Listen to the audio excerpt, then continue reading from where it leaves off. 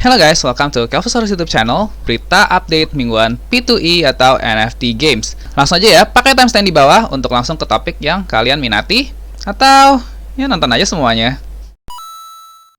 Gue langsung mulai aja membahas The Walking Dead Empire, karena minggu lalu itu agak menggantung ya.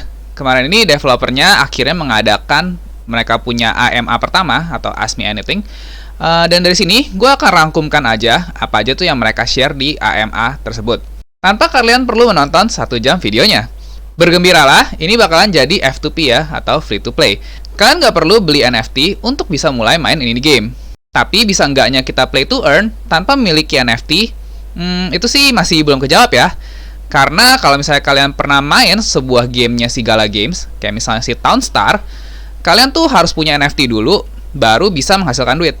Tapi di sini kita nggak akan ngomongin itu, karena kita akan ngomongin yang mereka sudah infokan aja. Mereka buka AMA mereka dengan pembahasan LAN. Karena banyak orang penasaran kan, LAN kemarin yang dijual sampai miliaran itu buat apaan. Jadi dari yang gue tangkep, penjelasan singkatnya itu, LAN itu bakal kayak guild atau alliance gitu. Jadi kalau misalnya lu punya LAN, lu tuh bisa kick out people atau tendang orang dari LAN-nya. Nggak berarti kita harus selalu tinggal di LAN sih sebenarnya ya. Katanya sih, untuk kalian yang mau mainnya sendiri, jadi lone wolf gitu, yang hidup sendirian, juga sebenarnya bisa cari spot di dalam tengah hutan. Katanya sih gitu ya. Nah, untuk gameplaynya, gua rasa paling gampang kalau gua referensiin aja langsung ke Live After. Gua rasa Live After itu sempet cukup populer juga kan di Indo. Apa lu salah satu yang main?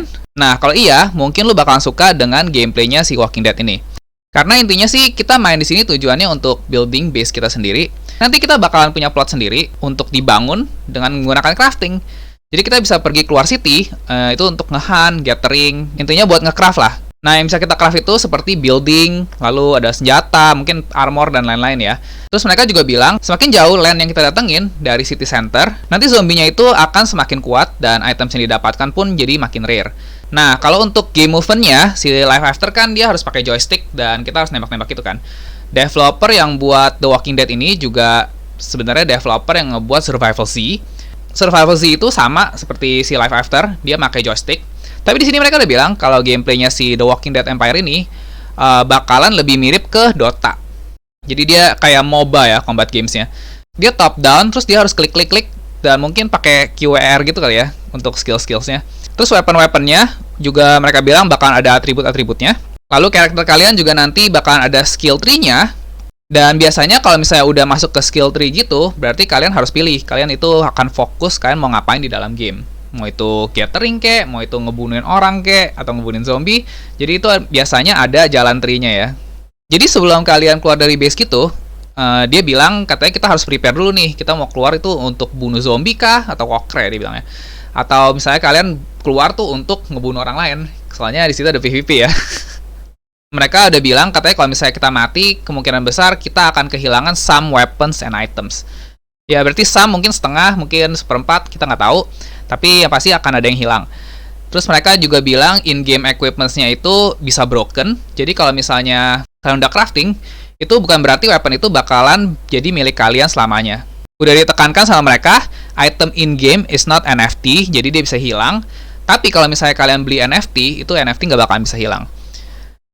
Sekarang ini NFT-nya baru ada land doang, tapi nantinya kata mereka bakalan ada building parts atau semacamnya gitu, untuk kalian bangun-bangun building kalian ya.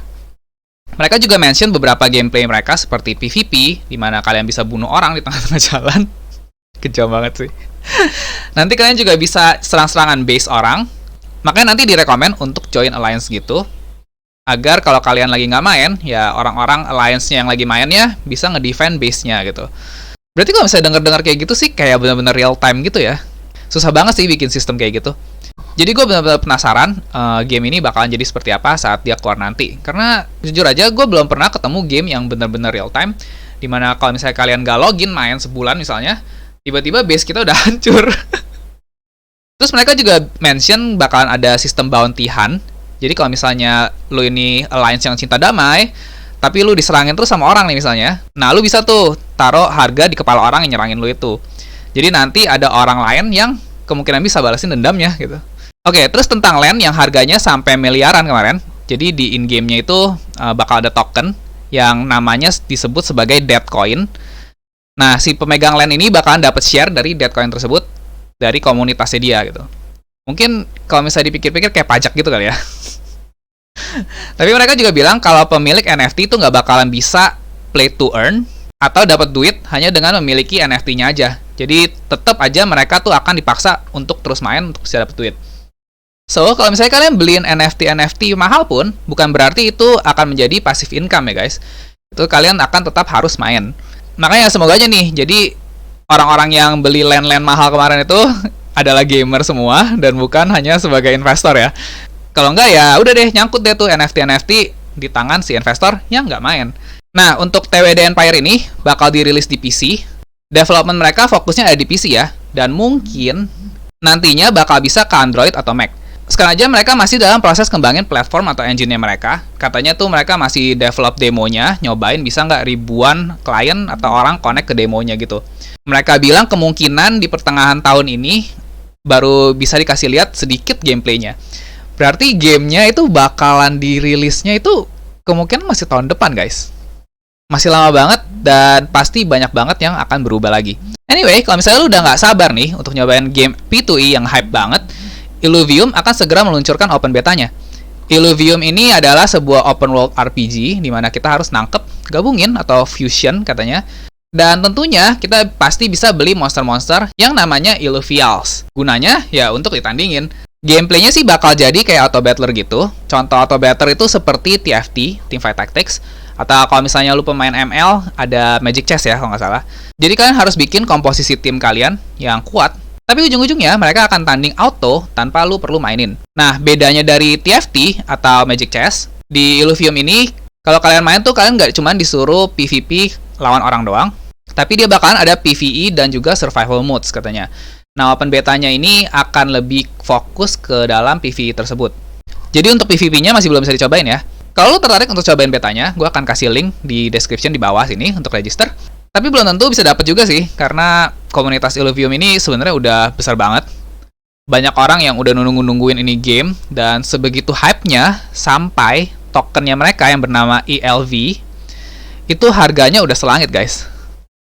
Compare aja coba dengan Axie Infinity ya, yang harganya sekarang ini lagi turun terus. Jauh banget, padahal Illuvium aja belum dirilis. Tapi ELV ini bukan untuk kalian main ya guys, jadi kalian tuh nggak harus punya ELV untuk bisa mulai main gamenya. Ngomong-ngomong tentang token, sebenarnya sekarang ini saat yang bagus untuk pelan-pelan mulai akumulasi beberapa token untuk tujuan investasi loh. Token-token ini kayak saham ya, kalian harus periksa background-nya dari token yang ingin kalian beli dulu sebelum kalian mulai beli. Jadi kalau misalnya ada yang menurut kalian berpotensial banget nih, misalnya aja ya, salah satu dari game-game ini, ada yang kalian research background-nya, dan kalian yakin bakal kalian mainin, nggak ada salahnya loh mulai beli dikit-dikit. Apalagi yang harganya masih sen-senan. Nggak perlu token game juga. Coba kalian cek Matic atau Solana. Ini game P2E kedepannya bakalan dikembangin menggunakan Polygon atau Solana karena gas fee mereka yang jauh lebih kecil dibandingkan Ethereum. Kalau game-game P2E ini makin berjamuran dan makin banyak orang yang mainin game P2E, semua orang-orang itu mau nggak mau harus beliin Matic atau Solana untuk bisa jual beli NFT mereka ataupun narik pendapatan mereka yang didapat dari game. Jadi, kira-kira demand Matic dan Solana akan turun atau meningkat? Coba dipikirin aja. Untuk update singkat cepat padat, untuk game yang baru gue ketemuin juga, Mousehound baru launching marketplace mereka. Siapa tahu kalian mau berburu NFT. Mousehound gamenya agak unik sih. Komunitas Discord-nya juga udah lumayan gede loh. Nyampe 80.000 orang. Tapi dulu gue ingat ada game yang mirip kayak gini juga, tapi nggak gitu laku. Gue lupa namanya apa. League of Kingdom baru mengeluarkan token mereka, namanya LOKA. Mereka juga sedang merancang CVC atau Continent versus Continent dan lagi di-push untuk bisa dirilis bulan Februari ini. Ada yang main nggak LOK? Gue main loh guys. Gue rekomen untuk F2P gamers. Terakhir gue mau shout out untuk akunnya David Goldstein ini di Twitter ya. Dia ada nge-tweet looking for a dope P2E games dan wow, betapa banyaknya orang-orang yang nge-share game-game pilihan mereka di tweet ini nih. Kalau kalian mau tahu game-game apa aja yang nge-hype, ya kalian bisa lihat aja, nih scroll sampai ke bawah, game yang sedang dalam development dan bahkan yang sudah dirilis. Tapi dari sini, gua cuma mau bilang, sebenarnya game P2E ini masih baru banget. Game developernya berlomba-lomba ngeluarin game baru cuman demi keuntungan cepat doang. Karena euforia orang-orang ini tuh kenceng banget. Gamer-gamer ini gue rasa sekali lagi pada FOMO. Dan belum tentu semua yang beliin NFT game-game ini tuh semuanya beneran gamer. Karena NFT itu is all about community ya. Jadi harga-harga NFT ini secara nggak langsung tuh sebenarnya digoreng-goreng semua, makanya harganya bisa gila-gilaan. Walau gamenya jelek sekalipun, gue mau kasih contoh aja sih. Kemarin tuh gue ada mainin game kartu P2E yang udah rilis, namanya Berserk dari Vulcan Forge. Mungkin gue bisa review gameplaynya di video terpisah. Tapi intinya, ini game tuh bener-bener play to win. Dan gue bisa dengan 100% confidence bilang kalau game mechanics-nya ini jauh banget di bawah Legends of Runeterra. Dan kalau misalnya lu coba cek marketplace-nya, satu kartu itu bisa dijual seharga 20 PYS. Itu token mereka. Ini kartu sampah loh guys. Satu PYS itu $8.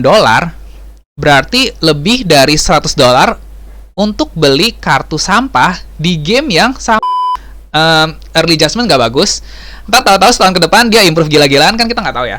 Tapi jadi pelajaran yang gue dapat dari research P2E atau NFT games ini secara eksesif, harga NFT games itu sampai sekarang masih nggak masuk akal. Game-game yang dirilis sekarang gini juga belum tentu semuanya bakal bisa bertahan. Karena let's be real lah, entry price yang sangat tinggi udah pasti nggak akan mengundang banyak player. Dan game yang bisa bertahan hidup itu kan semuanya karena player base-nya kan. Jadi menurut gue sih masih terlalu dini ya, sampai developer-developer yang emang bener-bener real developer nemuin rumus yang bagus buat keuntungan semua pihak. Tapi kalau misalnya kita bisa profit dari orang-orang FOMO ini, kenapa enggak kan? Life is a game, so play smart.